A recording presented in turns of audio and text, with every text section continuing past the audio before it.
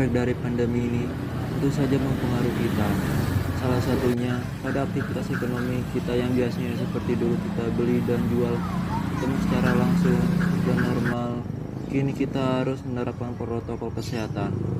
Bahkan para pengusaha UMKM harus gulung tikar akibat rendahnya pendapatan yang diperoleh, sampai rela jual aset pribadinya demi bertahan hidup selama pandemi. Berharap pandemi ini segera berakhir dengan cepat. Mas, saya mau menanyakan bagaimana pendapat jual beli emas sebelum dan sesudah pandemi. Untuk jual beli saya sebelum pandemi sangat bagus, tapi karena terkena pandemi COVID-19 ini pendapatannya jadi menurun gitu, gratis karena kan berhubungan dengan anak sekolah dan orang kerja juga dirumahkan. Jadi untuk omset juga mempengaruhi, turunnya sampai 25%. Oh, jadi seperti itu ya? Iya mas. Maaf mas, saya ingin mengetahui, mas mengetahui nggak yang namanya fintech? Fintech itu yang berhubungan dengan jual beli online, yang berbasis online ya mas ya? Iya, bagaimana tanggapan mas menurut fintech? Fintech itu sendiri untuk di kehidupan masyarakat sekitar saya ini kurang begitu mengenal sih mas. Jadi mereka cenderung mereka datang belanja habis itu pergi gitu, seperti itu. Oh, jadi seperti itu ya mas. Baik mas. Assalamualaikum warahmatullahi wabarakatuh. Perkenalkan, nama saya Davanur.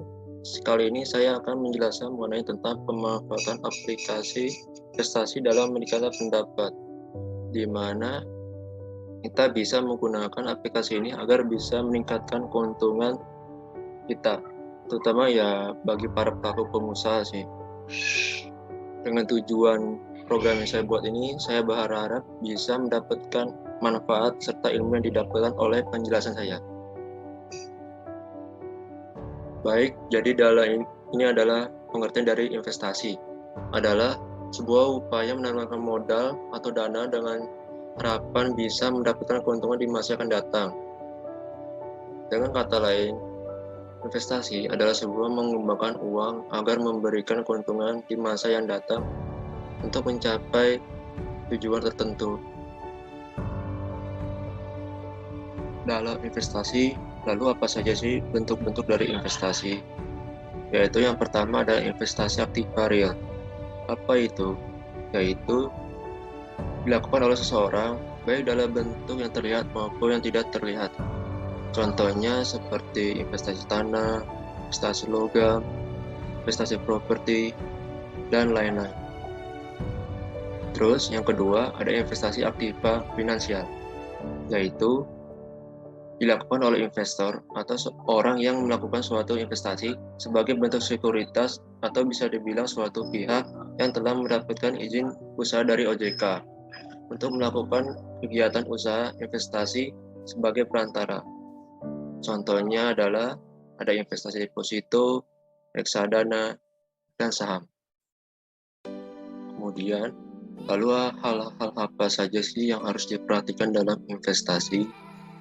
Yaitu salah satunya diantaranya jangan melakukan investasi dengan tergesa-gesa dan harus disertai dengan pemahaman atau riset yang mendalam. Sebab bila kita tidak memahami investasi dengan baik dan benar, itu akan mempengaruhi kegiatan investasi Anda dalam memperoleh meningkatkan kekayaan Anda.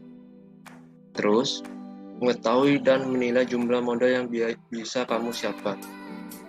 Maka, sebaiknya sebelum memulai investasi, harus disiapkan modal dahulu supaya modal Anda tercukupi dan tidak begitu boros.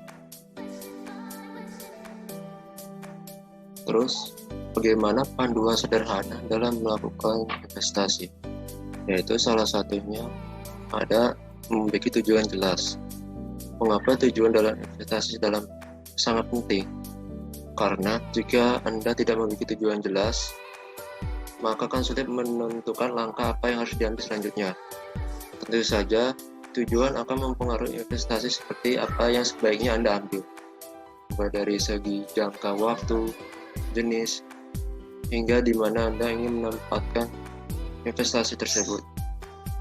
Kemudian, harus tahu memahami investasi pada diri sebagai investor dan jenis investasi apa yang ingin diambil.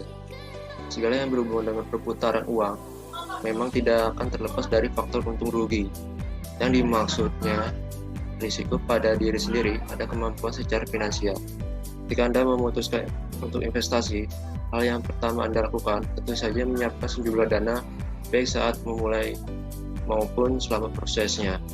Dalam hal ini, lebih dulu terlepas dari utang dan memiliki kondisi pendapatan yang stabil dan dana ekstra yang tercukupi. Kesimpulannya, dengan kata lain, dengan investasi kita bisa meningkatkan kekayaan agar di masa yang datang kebutuhan kita itu tercukupi dan terpenuhi. Oleh karena itu, mulai saat ini mari kita investasi supaya kita bisa meningkatkan kekayaan kita yang diperoleh. Mungkin itu saja dari pembahasan saya. Saya berharap dengan video yang saya berikan ini semoga bermanfaat dan mendapatkan ilmunya. Sekian dari saya. Apabila ada yang kurang jelas, saya mohon maaf. Wassalamualaikum warahmatullahi wabarakatuh.